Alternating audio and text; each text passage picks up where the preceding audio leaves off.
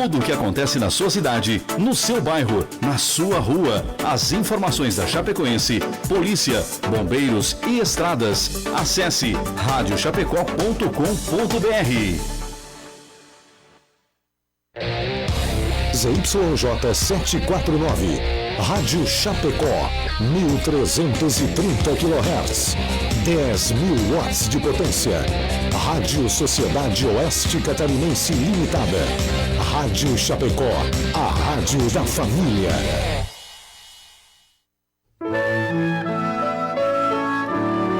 Agora, na Rádio Chapecó, Hora Espírita. Um programa sob responsabilidade das Casas Espíritas de Chapecó. Hora Espírita. Diálogos e esclarecimentos à luz da doutrina espírita.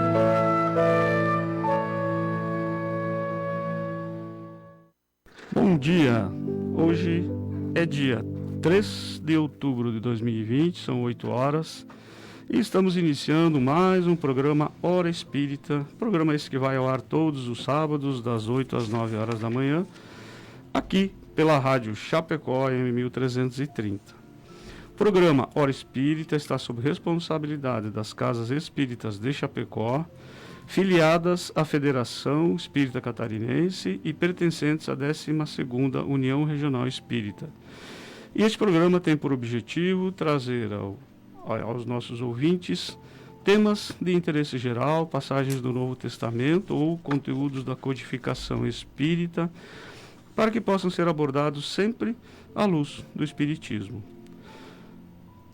Já estamos ao vivo no Facebook da Rádio Chapecó e você também está convidado a participar conosco, enviando a sua pergunta ou a sua participação através da live do Facebook, onde é possível ver e ouvir este programa, também através do WhatsApp 2049 1212 ou o telefone fixo 2049 1200 aqui da rádio, e que tem também o site www.radiochapecó.com.br. Lembramos também que o programa Hora Espírita conta com a sua fanpage e também com um canal no YouTube e um perfil no Instagram. Pesquisa lá, Hora Espírita Chapecó, e você vai encontrar muitos materiais, outros programas também, você pode curtir, pode compartilhar. Tem muitas edições dos programas anteriores, todos estão lá para você ver. Hoje, nossa equipe de trabalho, a Fabiane Marcon, da Associação Espírita Nosso Lar, o Celso Dalpiva, da Sociedade Espírita Bezerra de Menezes, e este que vos fala, Ayrton Rigoto, também, do Bezerra de Menezes. Bom dia, Celso, bom dia, Fabiane. Bom dia, Ayrton, Celso, bom dia os meninos que nos assessoram aqui, e um bom dia especial para todos os nossos ouvintes e amigos que nos acompanham pelas lives e pelas redes sociais. Nossa saudação fraterna a todos os que nos partilham deste encontro aqui nos estúdios da Rádio Chapecó, e de forma muito especial aqueles que estão ouvindo e nos acompanhando das suas residências, dos seus locais de trabalho. Que tenhamos um dia muito próspero e feliz para cada um. Vamos agora registrar também o nosso agradecimento especial aos patrocinadores que permitem que esse programa vá ao ar todos os sábados, a Scala Construtora e a imobiliária Nostra Casa.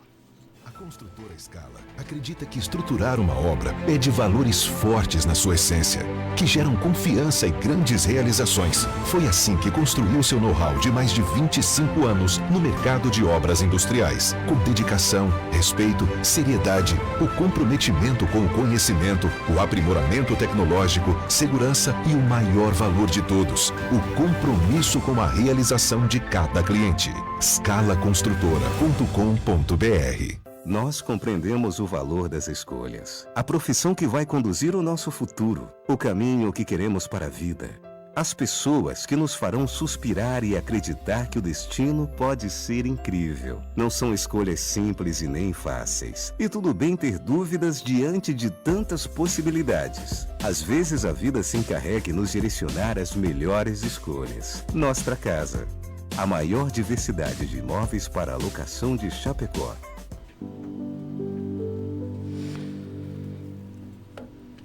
A doutrina espírita tem como alguns dos seus princípios a crença em Deus, a imortalidade da alma, a reencarnação, o livre-arbítrio, a comunicação entre os espíritos e a prática da caridade.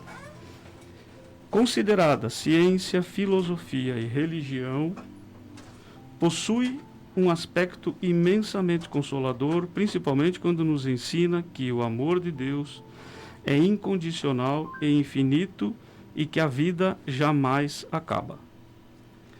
Aberta a todos aqueles que desejam conhecê-la, a doutrina espírita tem no Brasil mais de 4 milhões de seguidores autodeclarados, segundo dados do IBGE. O número de simpatizantes é ainda maior, porém, para que a doutrina dos espíritos pudesse chegar a este plano, o trabalho abnegado de um homem foi fundamental, Allan Kardec. Sua importância foi tão grande para o espiritismo que dedicaremos a ele o nosso programa de hoje. Hoje que seria o dia de aniversário, né? Allan Kardec nasceu em 13 de outubro de 1804 em Lyon, na França. Então a nossa reflexão de hoje vai falar muito sobre Kardec, a sua biografia, né, bem rápida, e tudo que ele contribuiu para o espiritismo. Então vamos lá. Kardec.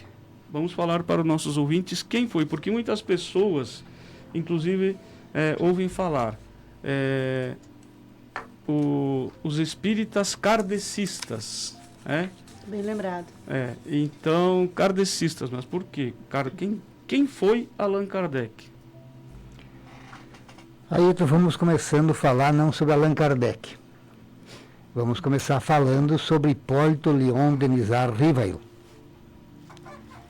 E vamos começar falando sobre o professor Hipólito Léon Denisard Rivail, tendo por escopo uma expressão que não sei quem ditou, mas que a palavra sensibiliza, mas é o exemplo que arrasta. E vamos verificar no decorrer do nosso encontro de hoje que o que nos arrasta é o seu exemplo. Começamos, como você já disse, ele nasceu no dia 3 de outubro de 1804, então hoje estaríamos comemorando 216 anos do seu nascimento.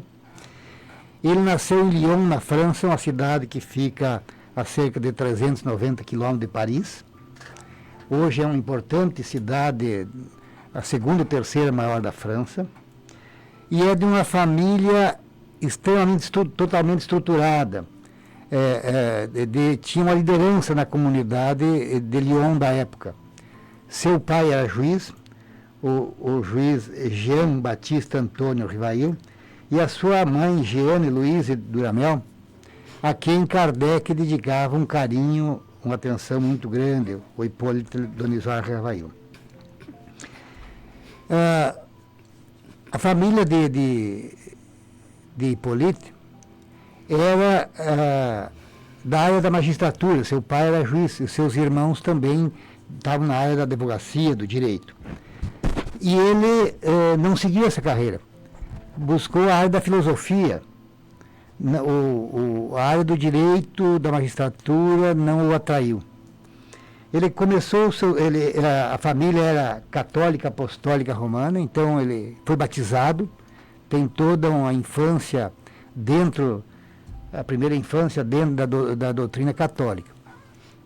Iniciou seus estudos ainda em Lyon, mas aos 10 anos, os pais de Hipólito levaram ele para estudar no Instituto Pestalozzi, em Verdun, na Suíça, que era, na época, uma escola reconhecida internacionalmente, onde destacava-se a educação não repressiva, o ensino como um meio de desenvolvimento das capacidades humanas, o cultivo do sentimento, da mente e do caráter. Era baseada no amor. Interessante que esta escola, naquela época, já não mantinha as portas fechadas. Nós estamos fazendo essa observação para ver onde é que foi forjado o caráter deste jovem, desta criança. Então as portas estavam sempre abertas, mas nenhuma criança fugia ou saía. Eram cerca de 150 internos de diversos países e regiões. Lembramos que Hipólito era de família católica, Pestalozzi era protestante. E neste caldo de 150 jovens, vindo de diversas regiões, com diversas culturas, costumes, princípios e valores, aí vai se forjar Hipólito. Né? E o colégio era disciplinado. Eles, às 6 horas começavam as atividades, eram 10 horas de aula diária, cada aula era 1 hora, havia um intervalo entre uma e outra, e eles tinham que tocar, inclusive, de salas, o que começa a construir uma certa disciplina. E a última hora livre do dia, cada um tinha que ter um projeto que ele executasse. Além das disciplinas tradicionais, também tinha parte de canto, ginástica, trabalhos manuais, jardinagem e prática. Era, então, um colégio, vamos chamar assim, integral, amplo. Né? Não havia castigo e também não havia recompensa. Quando havia falhas, quando algum aluno não tinha um comportamento adequado, o diretor chamava ele em particular para conversar em particular. Então, ali Kardec o professor Hipólito, ainda o jovem Hipólito, vai se formando neste ambiente deste colégio. Né, tia? E o professor Pestalozzi tinha o amor como eterno fundamento da educação, e não do castigo. Então lá ninguém era elogiado e nem criticado. E há uma mensagem de um filósofo alemão, Johann Fichte, que após visitar o Instituto declarou em um discurso na nação alemã no inverno de 1807. A educação deveria tomar por ponto de partida o método de ensino de Pestalozzi, do Instituto Pestalozzi. Espero a salvação da Alemanha. Então, rápidas passagens, onde é que ele foi forjado. Né? E ainda, ele, com os 14 anos, ele já substituía o Pestalozzi e já aí também auxiliava os seus colegas que tinham mais dificuldade. Começa aí o trabalho de educador. Começa aí o trabalho de educador. Ele tinha um amor imenso pela educação. A admiração dele pelo Pestalozzi era tão grande que ele decidiu levar esse método adiante, disseminar esse método, e assim ele o fez no período em que ele trabalhou como docente. Né? A gente tem a referência de que ele não só foi professor por longo tempo, por longo período, mas ele chegou a ser sócio de uma escola. Ele montou um educandário, né, com um sócio. E algo que sempre marcou a vida do Rivaildo, né, do nosso Allan Kardec, foi a batalha material, a dificuldade financeira. Ele sempre teve dificuldades materiais. Então, ele não só... quando ele conseguiu montar essa escola e as coisas estavam indo relativamente bem, muito bem do plano didático e relativamente bem no sentido financeiro, um tio dele, que era um sócio investidor, faliu. E ele acabou por precisar vender a escola para pagar as dívidas desse sócio, então, que foi a falência. E o processo educativo não trouxe só a alegria profissional para ele, né? Foi nesse meio profissional que ele conheceu a Amélie, que foi sua companheira nessa passagem do Kardec aqui pela Terra. É interessante quando tu fala a questão material, Fabiano, que esse tio perdeu a administração do colégio porque era um jogador inveterado. E nas mesas de jogo ele perdeu o colégio. E aí o que sobrou da venda do colégio, Kardec aplicou num comércio, num outro empresário, num amigo dele. O amigo faliu e ele ficou sem nada.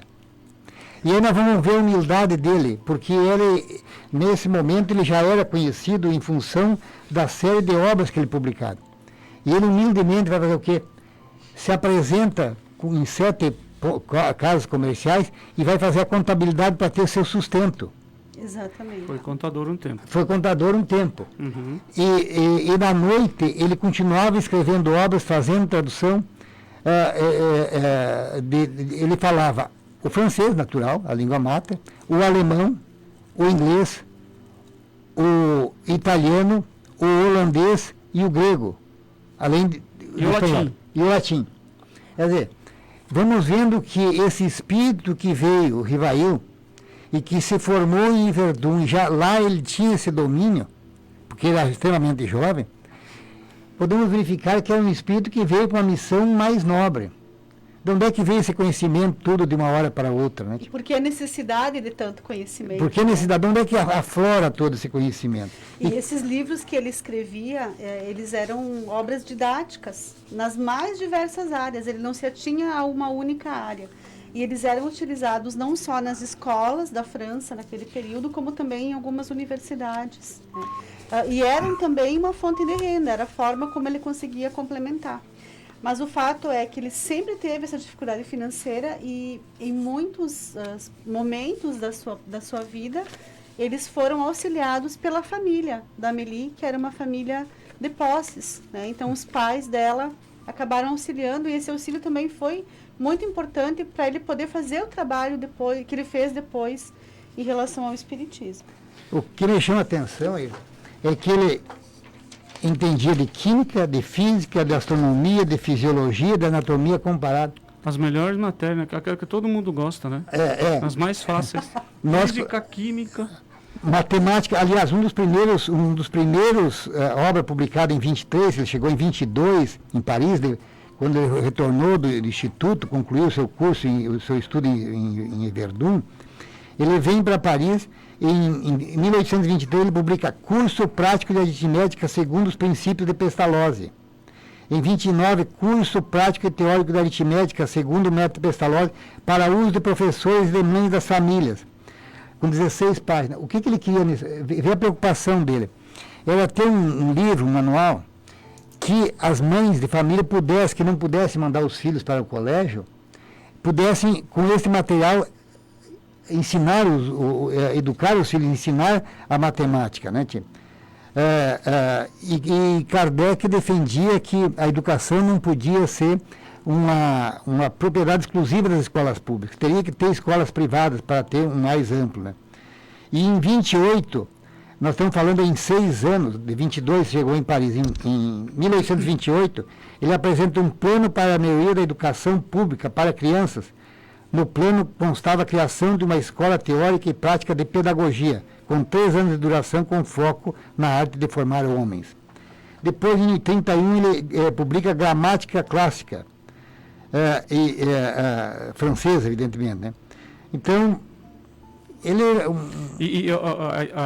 a faixa etária dele, né? Ele está com 20 anos, ele já começou a atuar como professor.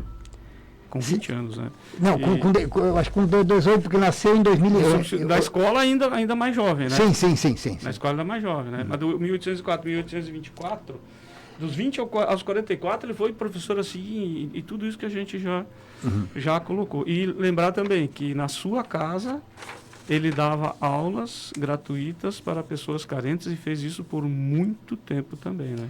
Mesmo no período em que ele não tinha atividade econômica, no período que ele estava de contador, de noite ele ministrava essas aulas. Né? E ele tinha uma preocupação muito grande, porque houve um período na França em que a religião ela interferia imensamente dentro do processo educativo. Então, dentro da escola, dentro da sala de aula, o professor ele tinha que se reportar ao religioso, né, que seria o responsável pelo processo.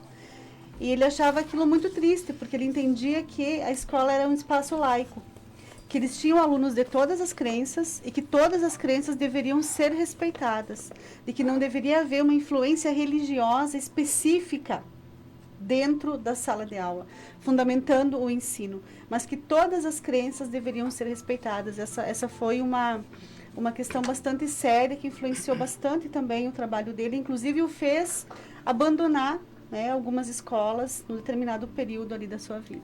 O Ayrton, de passagem, abordou, mas é importante reforçar, que a questão religiosa do Rivail o incomodava desde quando chegou em Verdun. Ele não estava satisfeito com a proposta católica, com a proposta protestante. Ele estava inquieto, vamos usar essa expressão, quanto à questão da religiosidade. Ele imaginava que tinha que ter algo mais que não era aquelas propostas que estavam postas à mesa entre o conflito do catolicismo com o protestantismo. Então, ele vinha dessa inquietude religiosa desde de estudante de Verdun. Logo, quando ele chega numa escola que impõe uma condição, ele não evidentemente, o desequilibrava, não o tranquilizava. Muito bem. Esse apanhado todo, né, de informações na biografia de Kardec, e que aqui a gente ainda não chegou na sua faixa etária mais avançada, mas que, enfim, ele durante toda a sua caminhada terrena, ele exerceu esta função de educador, né? E ele começou, educador na nossa educação tradicional, mas ele vai finalizar a sua existência como o nosso educador dos princípios espirituais do Espiritismo, e que a gente agora vai justamente conversar sobre isso. Primeiro, a gente entender quem foi Kardec, porque, como bem foi colocado pela Fábio e pelo Dalpiva, foi um espírito já muito preparado, né, no mundo espiritual, para que tivesse toda essa caminhada de estudo, de conhecimento, de entendimento, de esclarecimento sobre tantos conteúdos, para que quando chegasse o momento certo e que ele fosse necessitar de todo esse conhecimento que foi necessário e extremamente importante, essa base, né, intelectual, para que ele pudesse fazer a codificação espírita. São 8h21. Aqui na rádio sempre passa mais rápido o tempo. Nós não podemos esquecer disso. Nós temos muitas participações, Dirce. A gente não consegue citar todos, queridos amigos, ouvintes, porque realmente são bastante, são muitos aqui. Samara, Idacira, Marlene, temos muitos aqui, Nair, Cirley, tem a nossa querida amiga Gelsi, a Lia também sempre está presente, o Raimundo, aqui o Ailton Correia, lá de Tubarão, né? Mora na cidade de Tubarão, estou acompanhando, o seu Nelson. Também tem pessoal de Nonoai aqui, o João também que está nos assistindo. Gente, para todos vocês, nosso abraço carinhoso, obrigado por estar nos acompanhando, e vamos aprender um pouquinho mais sobre Kardec. Como ocorreu a aproximação dele com o Espiritismo? Né? Porque as pessoas, puxa, Kardec, Espiritismo, kardecista, como assim? Nesse momento que ele vivia essas dificuldades financeiras, que ele estava organizando o trabalho dele, tentando produzir e sobreviver, foi um período em que um fenômeno muito conhecido, muito famoso, inclusive, em todo o mundo, chamado as mesas girantes, estava no seu auge. Paris inteira falava nas mesas girantes. E ele era muito cético nesse sentido. Ele achava que aquilo era um engodo, né, era o primeiro pensamento dele. Inclusive, nesse período, ele fazia contabilidade de um teatro, acho que era o Marigny. Acho que era. E lá viu vários espetáculos. As pessoas pagavam para ver as mesas girantes. Ele achava que aquilo era um absurdo, era uma coisa que não tinha... Era um circo, né? Era um circo, exatamente. Até que em um determinado momento, ele é convidado a comparecer a uma sessão dessas mesas girantes na casa de uma senhora a quem ele considerava uma pessoa de boa fé. Ele considerava ela uma pessoa séria, então ele decide ir até a residência dela para acompanhar uma sessão das famosas mesas girantes. Ele vai para aquele espaço com um pensamento de pesquisador, com um olhar de cientista, com a curiosidade de quem quer desvendar um fenômeno e saber o que realmente passa por ali. E quando ele vai, na primeira sessão que ele assiste, ele tinha com ele a hipótese de que o que fazia com que as mesas se movessem era a força magnética dos participantes. Para ele, aquela era a única hipótese plausível. Porque ele era estudante de magnetismo. Exatamente. E o que eram as mesas girantes? Eram mesas que, movidas por uma força que ninguém conhecia a origem, faziam barulho, ruídos, pancadas, e através da organização desses sons respondiam perguntas. Mas eram perguntas frívolas, eram perguntas sem sentido. E por isso que elas não tinham nenhuma credibilidade e as pessoas não entendiam de onde vinha aquela força. E nesse primeiro momento, quando Kardec se depara com aquela situação, ele percebe, não, tem mais coisas aí. Não é só magnetismo. O que faz ele efetivamente mudar de ideia? Ele acompanha algumas sessões ainda bastante incrédulo, até que numa delas um espírito se manifesta, e esse espírito ele se define como sendo de um dramaturgo desencarnado na França alguns anos antes, chamado Soulier. E esse dramaturgo ele se comunica através de uma adolescente, e ela dava a comunicação a ele. E eles foram, ao longo de algumas sessões, ele foi trazendo através dela um conto inédito. E aí o Kardec começa a pensar, bem, essa menina ela não tinha idade para conhecer esse dramaturgo, ela não tinha como forjar um estilo literário exatamente igual ao dele, ela não tinha como ter percepção ou criatividade para produzir aquilo. Então, nesse momento, ele começa a se dar conta que realmente o que estava acontecendo ali era um contato com o mundo espiritual. De que os espíritos efetivamente guiavam aquelas médiums, guiavam aquelas cestas, aquelas mesas, e faziam então o processo de comunicação. E aí ele sente, né, com uma força muito grande para si, que ele precisa estudar aquilo, que ele precisa entender aquilo que faz parte da sua missão, trazer aquela verdade às pessoas. Né? Então essa é a versão que a gente tem oficialmente da sua biografia, de diversos autores, sobre a sua aproximação com esse movimento. Mas há uma outra questão também. Oficialmente, Amélie e Allan Kardec não tiveram filhos. Né? Eles fizeram um casamento que para aquela época já era tardio. Amélie era mais velha do que ele. 9 anos. 9 anos, né? E eles não tiveram filhos biológicos. Mas, recentemente, alguns documentos encontrados, ainda extraoficialmente, né? Eles trazem uma versão, através de cartas encontradas de Allan Kardec para Amélie. Eles teriam adotado uma criança. E essa criança teria desencarnado com cerca de 3 anos. Ela adoeceu, teve um processo de doença prolongado e desencarnou. Então, há uma possibilidade de que a perda dessa criança, por quem ele tinha um profundo amor, o teria aproximado do fenômeno das mesas girantes. E aí, através dessa aproximação, ele entendeu que esse era o seu chamado para a busca do entendimento de como isso efetivamente funcionava. É importante, Fábio, observar que, neste início dele, depois dessa primeira participação na casa da Madame Playmason, que ele tem o primeiro contato, né? Porque isso dá em maio de 1855, em outubro de 1854 ele é convidado e refuta, né? Dizendo que ele queria conhecer o cérebro das mesas. Mas logo em seguida ele recebe de um grupo de amigos estudiosos e que já vinham num grupo restrito, levantando questões e formulando perguntas e registrando as respostas dos espíritos.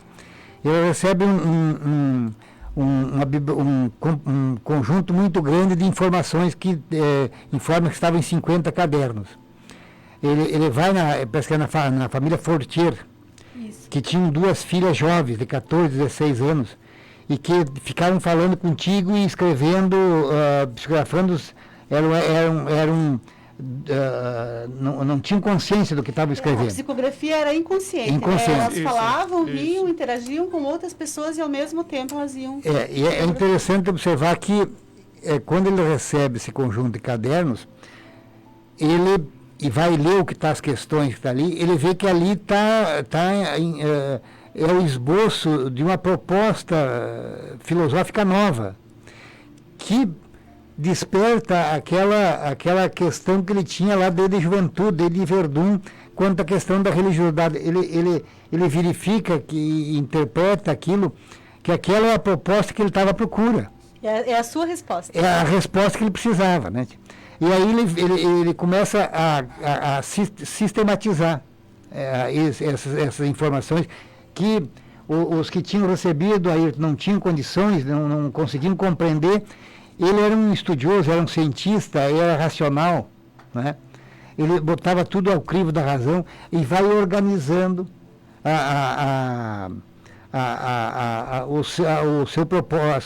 essa proposta, né? Porque ainda ele não tem conhecimento qual é o papel dele nisso. Ele não tem conhecimento. Só mais tarde ele recebe uma comunicação do Espírito da Verdade que ele iria desempenhar esse papel, né? E aí é interessante que ele questiona, mas se ele não assumisse isso? Porque às vezes eu sei, eu faço, né? Se tu não estiver aqui, meu filho, o outro vai fazer. Né? Então, quando ele questiona isso, se ele não assumisse, os Espíritos dizem claramente para ele, tu não é o último.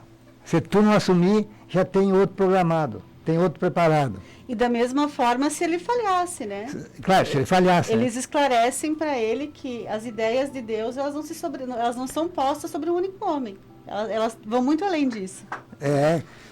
Ele foi um instrumento da espiritualidade. Isso é importante a gente aproveitar essa sua colocação, Celso, porque a doutrina espírita, ela não é do Allan Kardec. A doutrina espírita, ela é dos espíritos. Kardec foi o instrumento que foi preparado no mundo espiritual, que aceitou o seu compromisso, assim como, e até a nossa amiga Sandra nos diz aqui, que Kardec foi um espírito de muita grandeza, dentre todos aqueles que já trabalhavam na codificação no mundo espiritual. Certo? Ele era o elemento encarnado. Isso, exato. Ele era o auxiliar que estava aqui, terreno, mas a equipe principal estava toda no mundo espiritual. Entende? Então, essa aproximação, e os fatos que a Fábio falou das mesas girantes foi justamente para atraí-lo, e não só ele, atrair toda aquele momento da humanidade, porque aquilo era muito frequente, não só esses como outros, né? E que às vezes assim até as pessoas perguntam, e por que hoje não tem mais isso? Porque não precisamos mais disso hoje. Hoje nós temos muitos outros recursos e informações. A mediunidade hoje, né, nós já passamos até estudada nas universidades. Exatamente, já passamos essa fase há muito tempo. Do fenômeno público, né, Ayrton? Exatamente. E ver como a espiritualidade planeja a coisa. Extremamente sábia. Ela surgiu isso nos Estados Unidos, em Hydesville, uma pequena comunidade, com a família Fox. As irmãs Fox. Né? Isso se espalha, criando uma psicosfera, entendimento, Sim. de que aquilo era um evento social, mas dando que havia algo mais, até chegar naquele que veio para fazer a codificação. Né? Exatamente. E se ele quisesse ser o dono da doutrina, ele botava o nome Hipólito Leon Denis Rivail. E que a espiritualidade já tinha tudo muito bem planejado. Então, já tinha para aquele, né? E estava falando aí antes, e eu me lembrei do Chico Xavier. O que o Chico dizia? Que ele não era autor dos livros, ele era só o carteiro. Exato, o mensageiro. O mensageiro, ele só passava no papel aquilo que dizia, então ele não tinha mérito nenhum, ele dizia, né? Da sua humildade. Exatamente. Assim Kardec também... Ele era tomado. Assim Kardec também se esconde atrás desse pseudônimo, né? Que foi revelado acho que a Fábio falou antes, pelo espírito de Zéfiro, né, que ele teria sido um druida em encarnações passadas, né? E aí ele usa esse pseudônimo, né, tia? E tem uma outra passagem interessante, que quando é publicado o primeiro livro, o Livro dos Espíritos, pela editora Didier, há um cientista passando na frente da loja, que eu não recordo o nome de quem era, e ele vê o Livro dos Espíritos, havia muitas obras sobre espiritismo, sobre essa questão espiritual, e ele vê essa obra, autor Allan Kardec. E aí ele entra e pede para a dona, com quem ele tinha amizade, quem era esse escritor, que ela nunca tinha visto falar, né? Aí ela fala, não, é o professor Hipólito Leon Denis Rivail. E aí ele compra a obra e passa a ser um colaborador do Kardec. Esse fenômeno das mesas girantes também é importante a gente falar que ele foi importante para muitas outras personalidades, para muitas outras pessoas, né? E uma delas, há uma passagem na biografia do Kardec, escrita pelo Marcel Sotomayor, onde ele menciona o Victor Hugo, né? O Victor Hugo, dramaturgo francês, muito conhecido. Talvez a obra dele, Os Miseráveis, tenha sido a mais famosa, né? E ele participa de uma dessas sessões das mesas girantes, e um espírito que se manifesta lá, o convida a olhar de forma diferente sobre a sua própria vida, que era um tanto complexa, e sobre a sua própria obra. Ele faz o seguinte convite, ele lhe diz: vem olhar o inabordável, vem contemplar o invisível, vem achar o improvável, vem transpor o intransponível, vem justificar o injustificável, vem realizar o não real, vem provar o improvável. E ele aceita esse convite, ele passa a participar, e mais adiante, num poema que ele escreve a Villequier, ele dá um testemunho de fé, onde ele diz: eu digo que o túmulo que sobre os mortos se fecha abre o firmamento, e que aquilo que aqui embaixo acreditamos ser o fim é o começo. E nesse período, o Victor Hugo, ele sofreu muito com a morte da sua filha. A filha e o genro dele morreram num naufrágio no rio Sena. E algum tempo mais tarde, novamente participando de uma dessas sessões das mesas girantes, ele observa um diálogo onde alguém pergunta ao espírito que se manifesta: quem és? E o espírito fala: filha. Em que penso? E ela responde: morta. E nesse momento o Victor Hugo entra na conversa e ele pergunta: onde estás? E ela responde: luz. E ele pergunta: o que se deve fazer para ir a ti? E ela responde: amar. Então essa situação que o Victor Hugo vive, né, nesse momento ali das mesas girantes, ela ilustra para nós o que a comunicabilidade com os espíritos representa e representou e vai continuar representando para tantas pessoas que têm a sua vida transformada ao receber do mundo espiritual a mensagem de que o seu ente querido vive, de que o seu ente querido está bem, do que ele necessita e do que nós necessitamos para essa condição de reencontro. Mas sabe, desse relato teu, a expressão que fica para aqueles que tiveram os seus entes queridos que partiram já, a expressão ali é uma palavra de 4 letras: amar. Como podemos estar com ele? Amando-os. Amando-os. Se nós estamos amando, nós estamos juntos, né? Porque aqui na Terra mesmo nós não vivemos separados. Eu estou morando aqui, meu filho está morando em outra cidade. Nós estamos distantes. Mas se nós estamos nos amando, nós estamos juntos. Juntos pelos laços afetivos, né? Muito bem. Falamos já sobre Kardec, a sua formação, né, a sua família. Falamos também da sua aproximação com a doutrina espírita, a sua contribuição também já falamos para a doutrina espírita.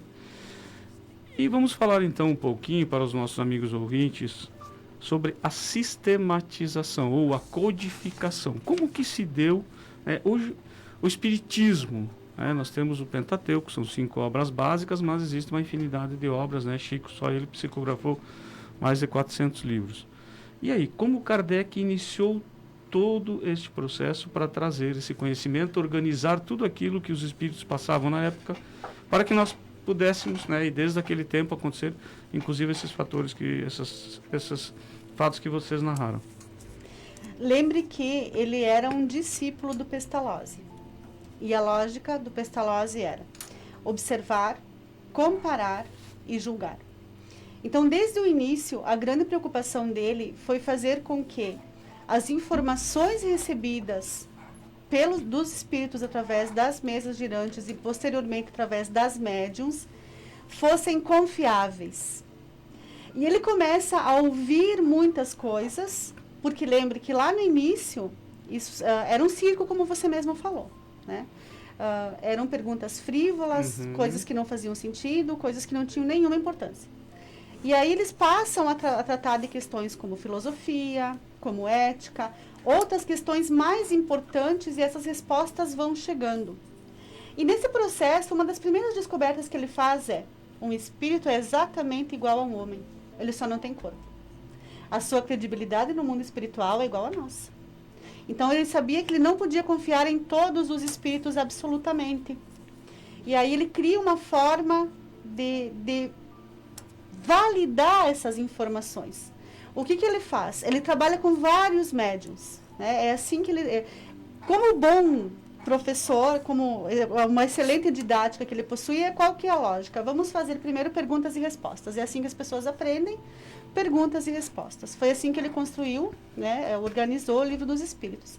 Então, para ter certeza de que a resposta que ele recebia, ela tinha sentido, ela tinha uma procedência verdadeira, ela era fidedigna, ele não trabalhava com um único médium. Veja como teria sido mais fácil, né? Senta lá com um único médium, né? Vai compilando as respostas, encaminhando as perguntas e fica tudo mais simples. Não. Ele ouvia pelo menos 3 médiums para cada resposta. E ele não era médium, vale citar isso. Importantíssimo isso. Ele não era médium, não foi através da sua própria mediunidade que a informação chegou. Então ele fazia a mesma pergunta para um médium num determinado lugar, num determinado horário. Depois ele ia para outro lugar em horário diferente, perguntava para outro e validava com um terceiro. Incrivelmente, a grande maioria das respostas era absolutamente igual, ipsis literis, né? O que confirmava que os espíritos que estavam trazendo essas respostas eram fidedignos e estavam realmente dispostos a fazer um trabalho sério, dada a importância que ele tinha, né?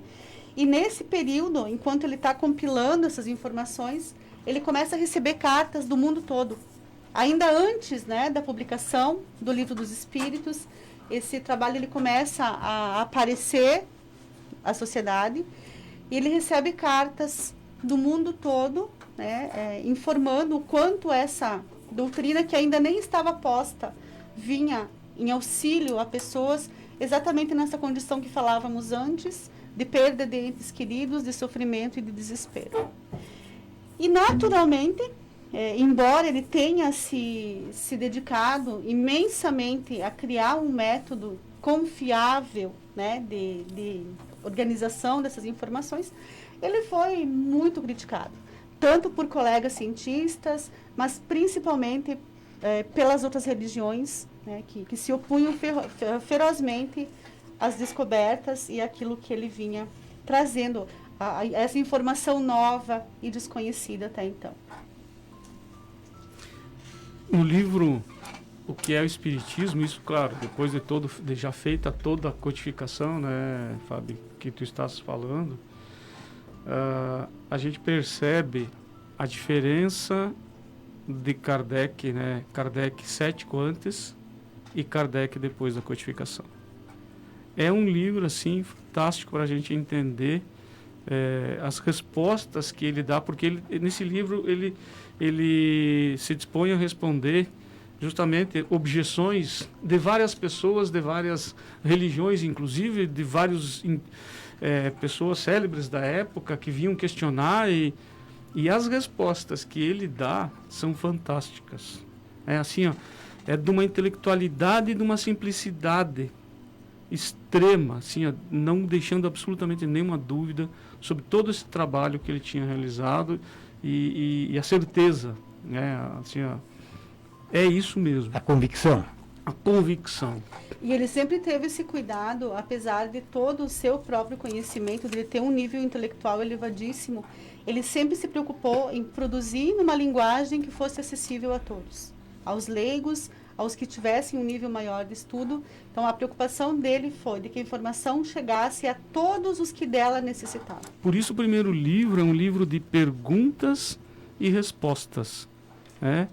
E que, evidentemente, que isso facilita muito a leitura e o entendimento. E vale também citar, Fábio, que Kardec, olha só, nasceu, a gente falou antes, 1804. O Livro dos Espíritos, 1857, 53 anos depois. Kardec, quando chegou na doutrina espírita, ele já tinha 50 anos. O primeiro contato com a doutrina espírita foi em maio de 55, Isso. que a primeira reunião. Isso. Então ele estava com 51 anos. 51 anos já. Quer dizer, Então, Ayrton, foi um período longo de preparação, né? sim, exatamente. De preparação, de maturação. Essa é a palavra. E aí eu estava abordando no nosso encontro aqui, Ayrton, lembrando de Jesus. Que Jesus teve até os 12, 13 anos, aquela participação nos templos, e depois desapareceu. E ele vem fazer a missão dele em cerca de 3 anos, dos 30 aos 33. Muito rapidamente. Nós vamos ver que Kardec vai fazer a sua missão em cerca de 14 anos. De 1955 até 1869. Isso. De 14 anos. Encerra. Você veja como o tempo preparatório é longo. É longo e importante. Porque provavelmente, se ele não tivesse tido toda essa preparação, tanto intelectual quanto moral, ele não teria tido o êxito que teve. Mas evidente que estava no planejamento quando ele veio, porque consta que teve uma reunião no plano espiritual e que alguém teria que descer à Terra para fazer esta obra. E o espírito coordenador, o espírito da verdade, teria dito, o convidado é você, Kardec. E ele aceitou de pronto a missão. Né? Que bom, né? Evidente que quando chega aqui nós nos esquecemos, né? Todos nós nos esquecemos e temos a liberdade do nosso livre-arbítrio. É o esquecimento, quando a gente fala de esquecimento, a gente diz assim, o que eu fiz ontem e eu já quero lembrar, né? Mas é que esta essência nossa, já espiritual, ela está conosco. E ela vai vindo à tona ao desenrolar da nossa existência. Cada um tem a sua, né? E que, como eu acabaste de dizer, a preparação no mundo espiritual foi a predominante. Aqui, realmente, foi usando no momento conforme fosse precisando e se desenvolvendo. São 8h46. Estamos nos encaminhando já para os minutos finais do programa. E se você não conseguiu acompanhar ele desde o começo, pode acessar a página no Facebook Hora Espírita Chapecó. Pode rever este programa e tantos outros que a gente já teve, todos estão à disposição lá. Pedimos novamente a vossa atenção para ouvirmos o recado dos nossos patrocinadores, a Mobiliária Nossa Casa e a Escala Construtora. Nós compreendemos o valor das escolhas, a profissão que vai conduzir o nosso futuro, o caminho que queremos para a vida, as pessoas que nos farão suspirar e acreditar que o destino pode ser incrível. Não são escolhas simples e nem fáceis. E tudo bem ter dúvidas diante de tantas possibilidades. Às vezes a vida se encarrega em nos direcionar às melhores escolhas. Nossa Casa, a maior diversidade de imóveis para alocação de Chapecó. A construtora Scala acredita que estruturar uma obra é de valores fortes na sua essência, que geram confiança e grandes realizações. Foi assim que construiu seu know-how de mais de 25 anos no mercado de obras industriais, com dedicação, respeito, seriedade, o comprometimento com o conhecimento, o aprimoramento tecnológico, segurança e o maior valor de todos, o compromisso com a realização de cada cliente. scalaconstrutora.com.br. Então já vou pedir. E já encaixei, bota dentro das 5 já. Nós estávamos falando agora, enquanto rodavam os nossos patrocinadores, sobre o Pentateuco, né? Nós falamos antes sobre o Pentateuco e a gente não citou ainda quais são as 5 obras básicas do Espiritismo e quando foram publicadas, inclusive, né, nesse período todo que o Kardec fez a codificação. Em 17 de abril de 57 foi o Livro dos Espíritos. O Livro dos Médiuns em 1861. O Evangelho em 1864, O Céu e o Inferno em 1865 e a última obra de Kardec em 1868. Essas são as 5 obras que Kardec publicou. Isso. Estava preparado uma 6ª obra, quando desencarnou em 1869, e que recebeu depois o título de Obras Póstumas, porque foi publicada depois do seu desencarno. Um breve comentário, até complementando as colocações que a gente falou antes do intervalo, que a Fábio falou das cartas, das manifestações. No livro Céu e Inferno existem muitos depoimentos de espíritos, espíritos que viveram junto ali na época. Pessoas que desencarnaram, que Kardec também conheceu, e que depois se manifestaram. E aí ele identificou E eles se identificaram também. E aí está classificado como espíritos felizes, infelizes. Isso, é interessante exatamente. porque é a comprovação real de que a morte é apenas uma passagem. Uma breve passagem. Naquele momento, eles tinham a prática da invocação. Então, eles chamavam justamente esses espíritos conhecidos para que viessem comunicar o seu estado no mundo espiritual. Né? E aí ele fez aquela obra belíssima, que é O Céu e o Inferno. Que é a grande comprovação, né? Exatamente.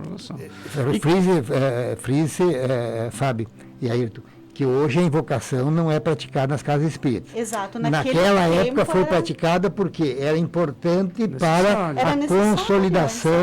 a consolidação da obra. Por muito tempo depois continuou sendo, né? Mas há muito tempo já não é mais uma prática.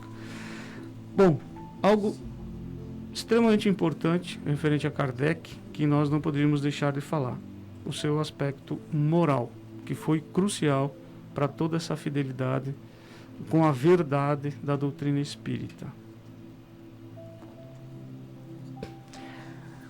Eu acho que o que nós começamos abordando do Rivail, do Hipólito, né? Fizemos uma retrospectiva rápida da sua vida do nascimento até os 51 anos, quando ele era o Rivail, da sua obra de estudante, de atingir a condição de auxiliar e professor substituto em Verdun, ainda com jovem, né?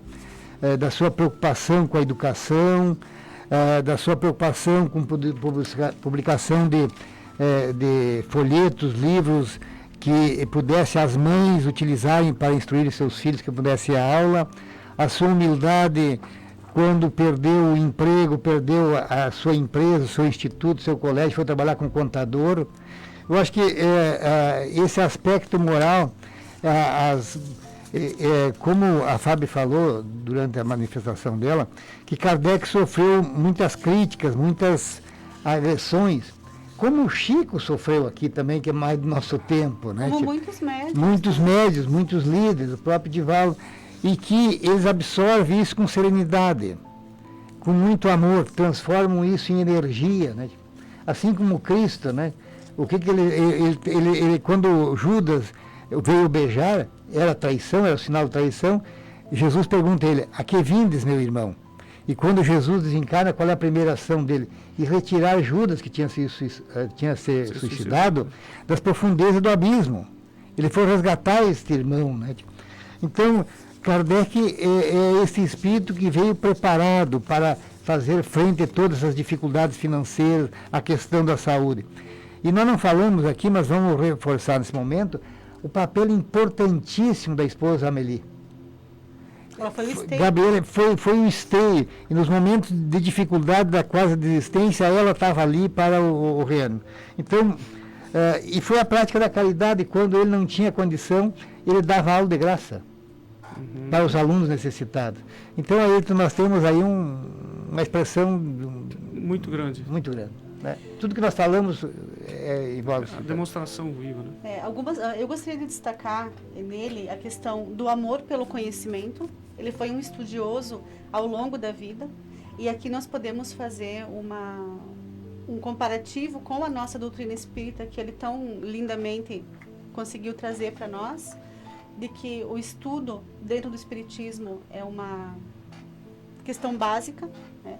A gente sempre brinca que casa espírita não tem formatura, que a gente não termina nunca. Não termina nunca. A gente começa nessa vida e segue, né? Nós vamos estudando ao longo de todo o tempo que estamos na Terra, que estamos envolvidos nessa doutrina, e não esgotamos e não vamos esgotar, né? Porque o conhecimento ele é infinito, e é uma parte muito grande da doutrina essa questão do estudo, a necessidade do conhecimento. Amai-vos e instruí-vos, né? Isso é a nossa pedra fundamental.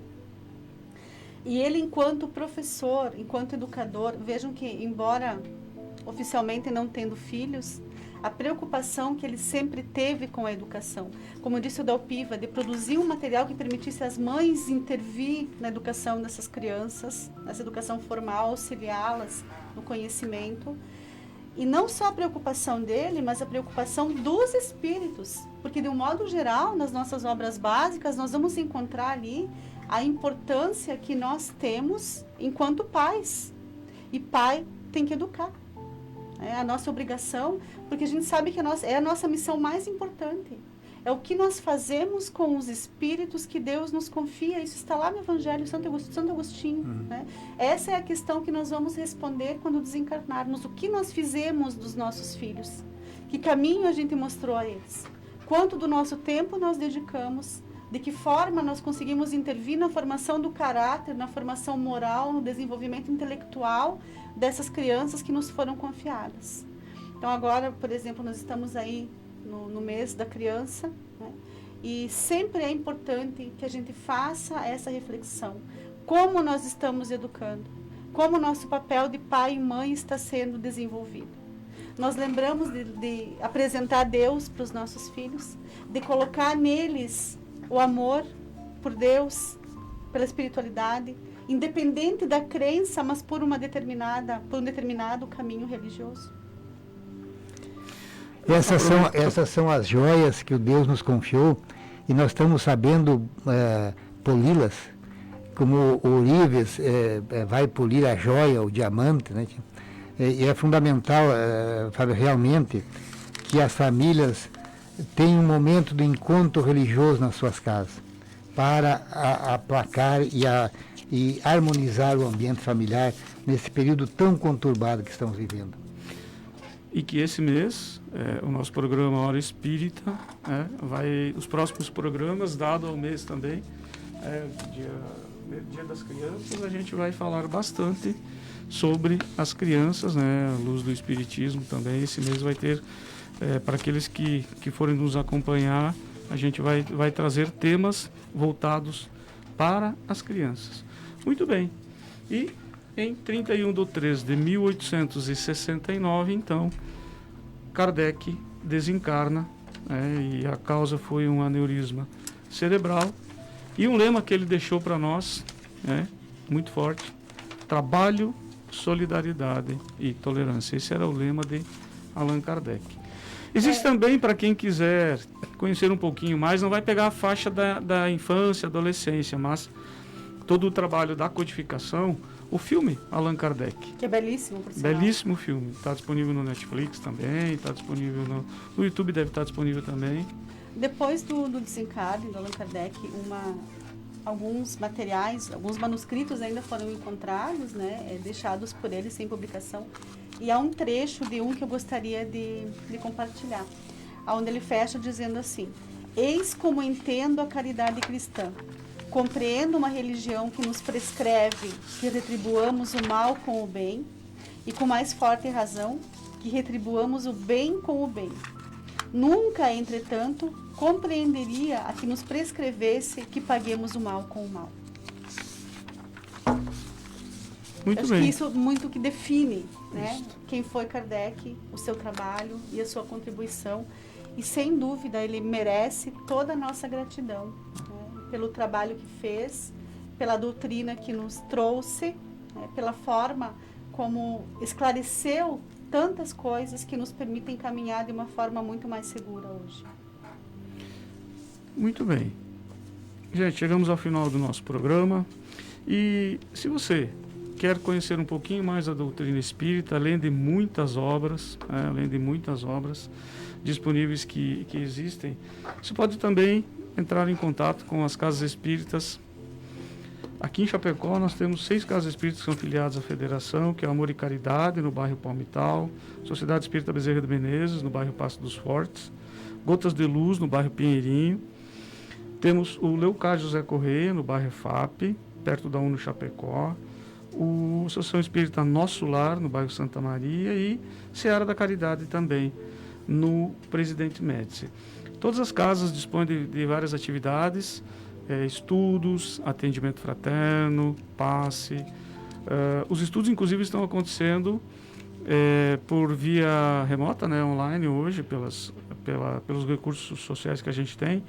Estão acontecendo, são todos gratuitos. Aliás, todas as atividades nas casas espíritas são gratuitas, absolutamente todas, né? Temos as nossas páginas no Facebook, que você pode buscar. A gente publica muitas informações diariamente, links de palestras, conteúdo seguro que você pode acessar, que você pode assistir e conhecer um pouquinho mais da doutrina dos espíritos, que tanto nos ajuda, tanto nos alivia. Fábio, muito obrigado pela presença, pelo programa de hoje, Dalpiva também. Chegamos então... Agradecemos a oportunidade, né? Lembrar, Ayrton, que algumas casas ainda estão fazendo atendimento presencial fraterno e passes, né? E que o Gotas de Luz e o Amor e Caridade retornaram já com as doutrinárias. Com as doutrinárias. Com os devidos cuidados, né? Com uma redução de público. Então, as pessoas que têm interesse, que se comuniquem com o pessoal da casa via internet, que podem reservar seu espaço. Podem participar. Agradecemos, então, a todos que participaram conosco, suas contribuições. A gente não pôde citar um por um, mas somos muito gratos pela vossa atenção. Que todos possamos ter mais uma semana de muita luz, de muita paz, e fiquem com Deus. Você ouviu pela Rádio Chapecó Hora Espírita, um programa sob responsabilidade das Casas Espíritas de Chapecó. Convidamos você para nos ouvir todo